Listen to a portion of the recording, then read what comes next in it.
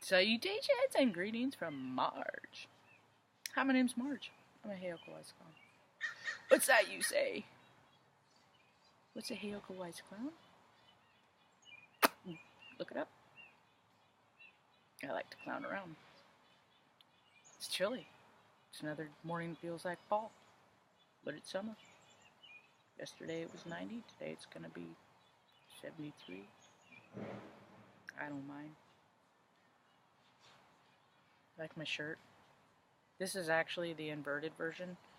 The the correct. See, I was freaking born upside down because I'm a clown. I don't mean to be. It's just kind of who I am. So the update. It's because it's in order to me. So I'll wear these. But for you, it goes purple, blue, green, red, orange, yellow, that way. And it says straight people like rainbows too, because they do. Other videos about the story of this. My first one explains it. Refer to that if you'd like to learn something more about it. But it's my mission. I'm a light worker. Everywhere I go, bounce around, spraying my little ray of sunshine all over, blasting people whether they want it or not. A lot of times people are acceptable. Sometimes they're not. Doesn't matter. I can handle any situation that comes up. Highly trained. Trained in everything I've ever learned just leads me to the same destination as I really don't know much. But what I do know, I share. Sharing is caring, and yes, I do. I made notes.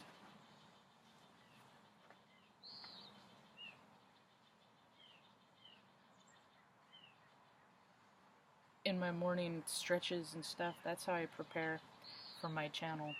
Ling. Fucking page and plant. I gotta tell a story. About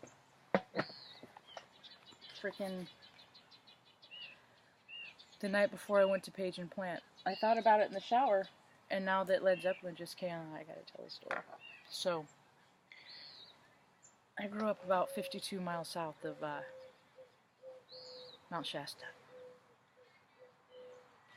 Mount Shasta is the Earth's first chakra. I broke my tailbone. Only freaking time I ever tried to freaking snowboard. I haven't tried since, because the first run broke me to the point that I know what's possible, unless I do it under different conditions. I have learned a lot, but it was ice, and it freaking hurt. So, the night before I went to go see Page and Plant, oh gosh, this was back in like 96. It was in Mountain View, it was the show, but the night before I'd gone out to a place, I grew up in Redding, and part of being okay with who you are is overcoming who you were. And I used to be a practicing drunk. And if I'm not careful, I can be that still. So in the days of my indifference, when I cared more about me and my needs than people around me, I would consume a great deal of alcohol. Well, to me, I drink a lot. I have a high tolerance, according to people. I always drank by myself, so I didn't compare it. And then when I go out, they're like, wow. Anyway, those are my demons. You can't slay them. You just gotta learn to live with them. Cooperation is nature's way. If you learn to recognize your demons and maybe be copacetic with them, they won't try and flare up and get pissed at you and do things to freaking punish you. So, anyway, I went out to a place called Monroe's. There was a casino in part of it, or something to resemble that. I'm not a gambler. I didn't spend much time there, so. But the bar upstairs, I had already reached, it does sometimes, and that's the thing about alcohol is it doesn't care what kind of mood you're in. Sometimes it'll take you over after 2. Sometimes it'll take over your spirit after 12. Sometimes it doesn't. Sometimes your spirit wins. That's what I call drinking yourself sober. The conditions are possibly subjective. So, I was carrying on one night, drinking too much. When I get the spirit of adventure in me, I would go for drives. I would drive around, and depending on the kind of mood I in, or how tired I was, or whatnot, time of day, conditions, if they were right, I would, there were different routes. Sometimes they'd be a 10-minute drive. Sometimes they would be,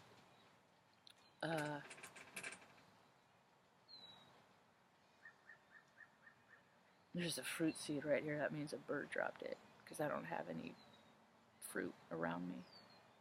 They leave me presents all the time. People just don't care to notice. It's like a grape seed. Is it a grape? I should get it out of my yard. They aren't good for dogs. So,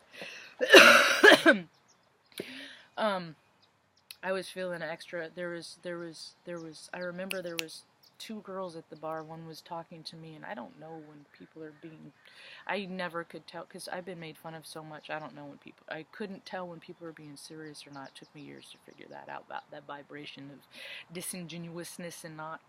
So at this particular time, and I just figure everybody's just trying to be friendly, kind of a deal. And maybe they're, I don't know, but they started talking to me, and I ended up feeling extra adventurous and went on away. And this particular night, I guess, thought it'd be a good idea to go from Redding to Bernie to Mount Shasta back down to Redding.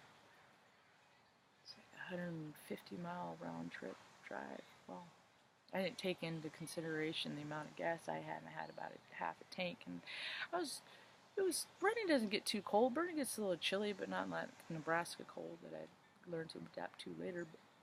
So I made it on my way, and up the hill and in and out of recollection as I tell the story, and because that's what alcohol does. It removes thoughts, inhibitions,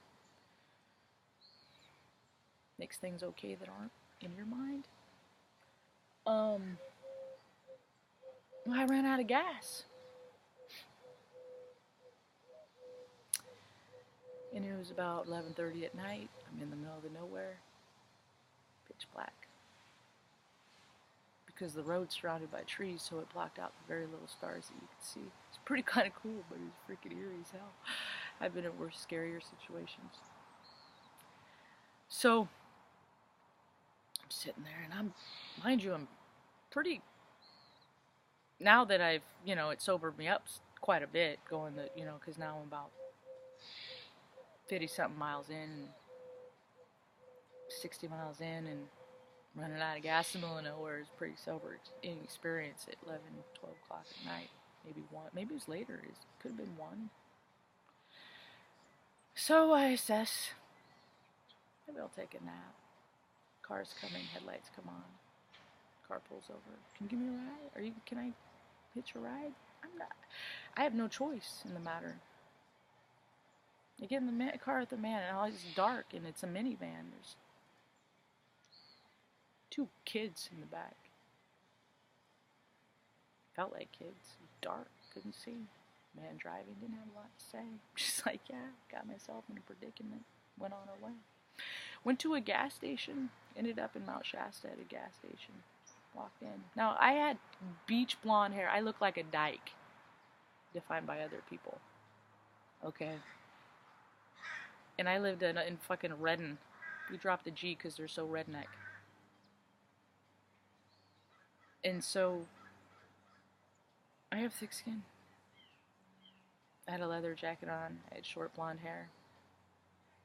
Asked the man behind the counter, where are the gas cans? We don't have them here. Okay. See a man outside on the island. He had lawnmowers in the back of his car.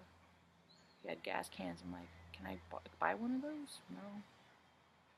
Alright. So the man that gave me a ride, so the man that had in the video that dropped me off, he went on his way, and so I'm at this gas station because I figure I can get my way back. I knew what exit I came from. I paid attention to the way I came in. And I'm going around the gas station. There's a highway patrolman, so I approached him, trying really hard not to breathe on him. So I told him my predicament. He walks inside, asks the man behind the counter, "Do you have gas cans?" "Yeah, they're over there on the bottom shelf." See, that's what I get. I should have looked for myself. Taking people's word. Can't do that sometimes. Gotta go by vibe, yo. So fill up the gas can. On my way.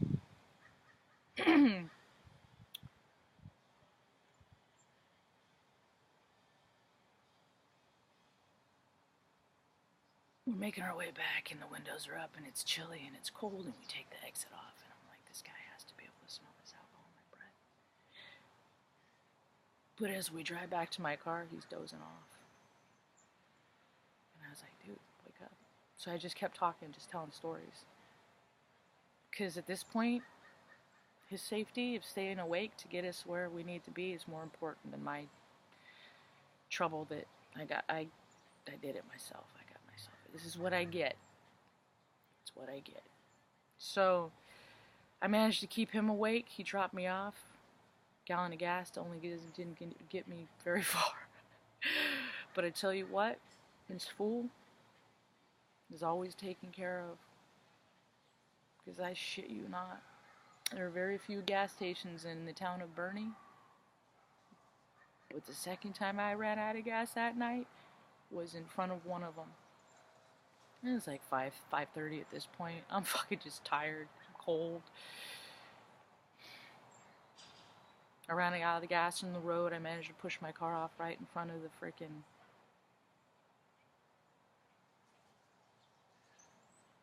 pump. Go up to the sign. How long do I got? Opens at 8, 7, whatever it was. I got a couple hours, so try and make the best of it. About 8:05, or about, I wake up, look around, there's a little house down there, about 8, I see somebody walk out to the car, get in their car, pull up to the gate, open up, get about $7 worth of gas, and meet my friend to drive down to freaking Mountain View to go see Paige and Plant. It's gonna be a long day. As soon as I get there, she starts twisting. I take a little nap. We get on our way. I go see Paige and Plant. Blind Melon opened. I got to see No Rain live. It was playing as we were walking up.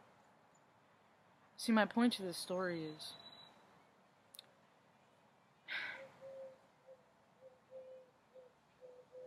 we don't know what any situation is going to bring. We can't have fear and faith at the same time. There's no place for both. It's like you can't be spiritual and drunk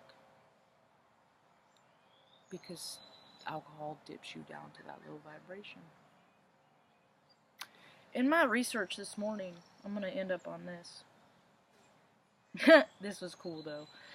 I was watching I've been having a lot of Clueless because everybody's going back. Everybody's resolving things from dealing with issues from their past and shit. And so I was rolling with my homies, and Alicia Silverstone, she's active again and doing stuff. And I love Clueless, and so it got me on this Tupac trail, and I was watching If My Homies Call, and I just start listening to it, and I start bouncing my head in recognition, in the same vibe. And I look up, and first shot of his bouncing his head, same exact freaking rhythm.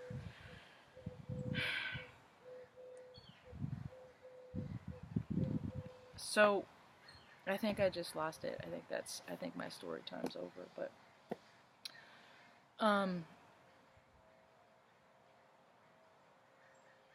yeah, I think that's it for the day.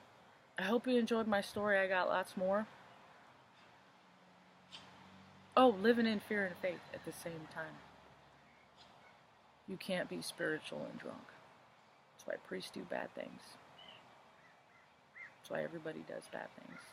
You can't be excused for behavior. You can't, there's no more rationalizing your behavior. And it's really cool that these people are standing up to their bullies and not refusing the right to serve people.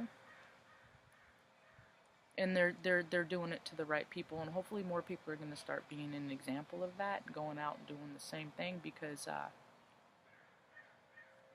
the only way to combat a bullying doesn't really help. I do it because I bully bullies. It's kind of my job. It's my role. It's not everybody's. I'm a Hegel wise clown. But just standing up for justice and doing the right thing. That's what's making this world a better place. Lunatic agrees. Hope you all have a rad day. Peace.